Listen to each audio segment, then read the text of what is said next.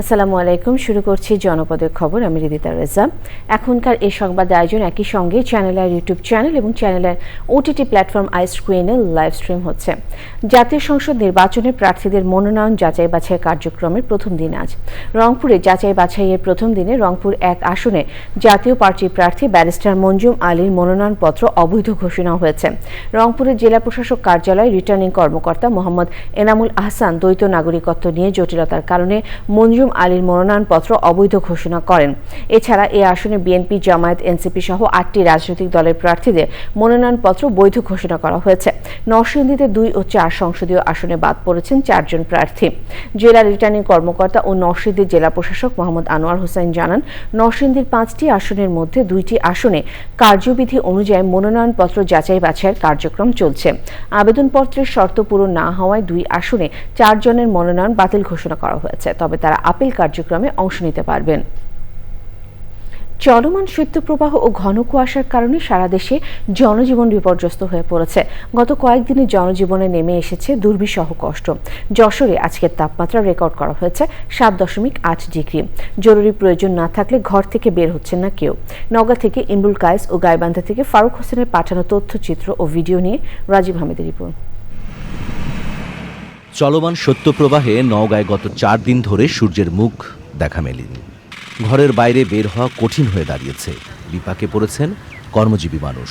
কাজে যেতে পারছেন না দিনমজুররা। খড়কুটো জ্বালিয়ে শীত নিবারণের চেষ্টা চালাচ্ছেন সব বয়সের মানুষ। শীতের মধ্যে কাজ করা লাগিচ্ছে, শীতে বাড়ান যাচ্ছে না, প্রচুর শীত।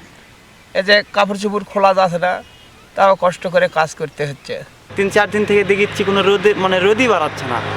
এরকম শীত আমি এর আগে কোনোদিন দেখিনি। মমি ছিল আর হচ্ছিল আপনার টয়লেট ছিল, প্রায় 20 বার প্লাস হয়েছে, এই জন্য আর কি পায়খানা করতে আছে, খাওয়ানোর স্যালাইন খাওয়াচ্ছি, আবার স্যালাইন দিয়েছে দেখে। শীতজনিত রোগে আক্রান্ত হয়ে পড়েছেন নানা বয়সী মানুষ। বিশেষ করে শিশুদের ডায়রিয়ার প্রকোপ বেড়েছে মারাত্মকভাবে।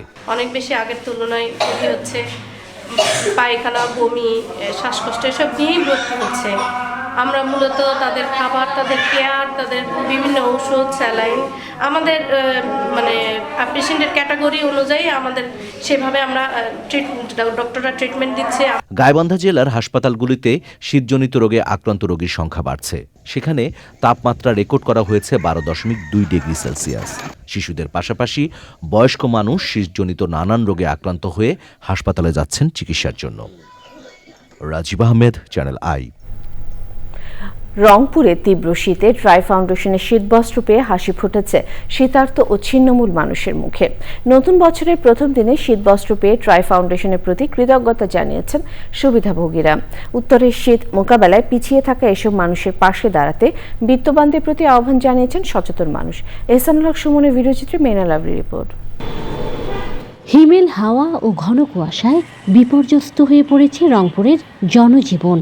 দিন ও রাতের তাপমাত্রার ব্যবধান কমে আসায় তীব্র শীতে গতি হারিয়েছে মানুষের স্বাভাবিক কার্যক্রম। বিরূপ আবহাওয়ায় অসচ্ছল ছিন্নমূল মানুষের মাঝে গত 2 দশকেরও বেশি সময় ধরে উষ্ণতা ছড়াতে ট্রাই ফাউন্ডেশনের শীতবস্ত্র বিতরণ কর্মসূচি চলছে। রংপুর সিটি কলেজ মাঠে নগরীসহ জেলার বিভিন্ন প্রান্ত থেকে আসা শীতার্ত মানুষের মাঝে কম্বল বিতরণ করেছে ট্রাই ফাউন্ডেশন। খুব ঠান্ডা, ঘর থেকে বাইরে হওয়া যায় না। কম্বলটা পাইলাম, ভালো লাগতেছে। গরিব মানুষ কিনতে পাই না। আমরা কম্বলটা পাইলে ভালো হইবে, তাহলে না একটু আরামে ঘুমাম। শীতকালে কাম কাজ নাই, কোনো কর্ম নাই, আমি কম্বলটা পাচ্ছি, খুব ভালো হয়েছে। ট্রাই ফাউন্ডেশন থেকে কম্বল বিতরণ করতে আমাদের শীতের জন্য এই জায়গায় কম্বল দিলে ধন্যবাদ দেওয়া গেল। এবার যদি দিচ্ছে কম্বল, এরকম যেন প্রতিবারে যেন দেয়, গরিব মানুষের জন্য সুবিধা হয় ঠান্ডার মধ্যে। ট্রাই ফাউন্ডেশনের এমন উদ্যোগকে সাধুবাদ জানিয়েছেন বিশিষ্ট জনেরা। এই সময়ে এ ধরনের একটি শীতবস্ত্র বিতরণের অনুষ্ঠান আমি মনে করি যে এটি খুবই ভালো একটি উদ্যোগ। আপনারা এই উদ্যোগে দেখে বিত্তশালী যারা আছেন রংপুরে তারা উৎসাহিত হবেন এই প্রত্যাশা করি। ট্রাই ফাউন্ডেশনকে ধন্যবাদ জানাবো। একেবারে যখন চরমভাবে মানুষ কষ্টে ভুগছে, শীতে কাঁপছে, সেই সময় এই ট্রাই ফাউন্ডেশন শীতবস্ত্র নিয়ে উপস্থিত হয়েছেন হতদরিদ্র শীতার্ত লোকজনদের মাঝে। 27 তারিখ থেকে আবহাওয়া বৈরী, তো এই বৈরী আবহাওয়ায় একদম প্রথম দিন থেকেই যে উদ্যোগটি, এটি একটা খুবই উপযুক্ত সময়। আমার বিশ্বাস যে এই উদ্যোগটি আমাদের যারা এই শীতে যারা কষ্ট পাচ্ছেন তাদেরকে এই কষ্ট লাঘব করবে। শীতার্ত ছিন্নমূল মানুষের পাশে দাঁড়াতে ট্রাই ফাউন্ডেশনের মতো অন্য স্বেচ্ছাসেবী সংগঠন ও সামর্থ্যবান মানুষদের এগিয়ে আসার আহ্বান সচেতনদের। রংপুর থেকে মেরিনা লাভলি, চ্যানেল আই। রাজশাহীর পুঠিয়ায় সড়ক দুর্ঘটনায় 4 জন নিহত হয়েছে।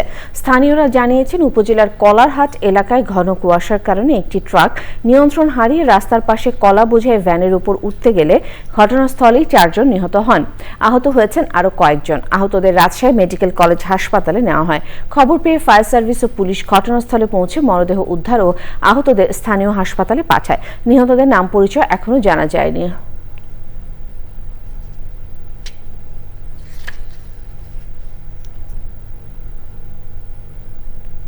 ফরিদপুরে নানান আয়োজনে পল্লীকবি জসিম উদ্দিনের 123তম জন্মদিন উদযাপন করেছে ফরিদপুর জেলা প্রশাসন ও জসিম ফাউন্ডেশন। দিনটি উপলক্ষে আয়োজিত কর্মসূচি অনুযায়ী শহরের অম্বিকাপুরে কবির সমাধিতে শ্রদ্ধা জানান জেলা প্রশাসক ও জসিম ফাউন্ডেশনের সভাপতি মোহাম্মদ কামরুল হাসান মোল্লা, পুলিশ সুপার নজরুল ইসলাম ও ফরিদপুর সম্মিলিত সাংস্কৃতিক জোট সহ বিভিন্ন সরকারি, বেসরকারি ও সামাজিক সংগঠনের কর্মীরা। পরে কবির আত্মার শান্তি কামনায় দোয়া ও মোনাজাত করা হয়।